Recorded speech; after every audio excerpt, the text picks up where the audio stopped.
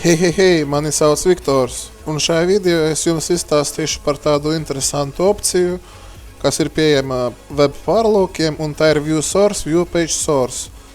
Un tā, piemēram, jūs esat atveruši kaut kādu lapu, viņa jums ir iepatikusies, un jūs gribētu uzzināt, kā tā ir uztaisīta, tad pats vienkāršākais ir vienkārši izvēlēties lapu, kaut kurus novietot peli, labais klikšķis, un, piemēram, Mozilla Firefox ir iespēja View Page Source.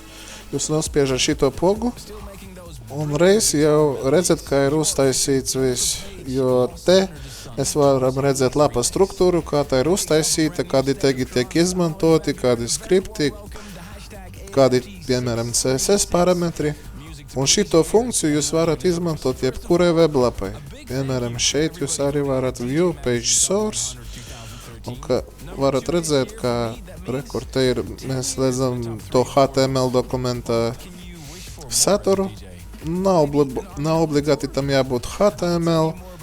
Galvenais tā jēga ir tā, ka jebkuru, piemēram, pat Delphi, mēs varam novietot kaut kur nav links, labais klikšķis, View Page Source. Dažas sekundes pagaidām, un kur mums ir ielādējusies, piemēram, mēs varam redzēt, kā tiek izveidota Delphi mājaslapas struktūra, kādi linki, kādi stili un visādas iespējas. Un to var izdarīt būtībā jebkurai weblapai, kuru jūs atverat uz sava datora, jūs spiežat View Page Source un redzat rezultātu. Un starp citu to arī var izdarīt arī, piemēram, Google Chrome.